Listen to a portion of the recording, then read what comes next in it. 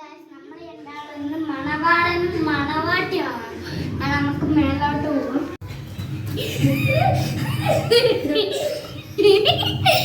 നമ്മൾ മുകളിലെത്തിയിട്ടുണ്ട്.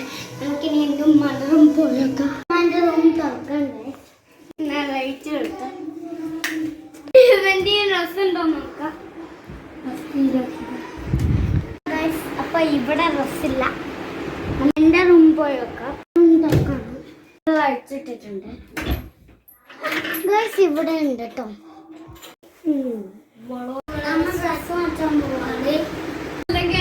മണവാളയും ഇത്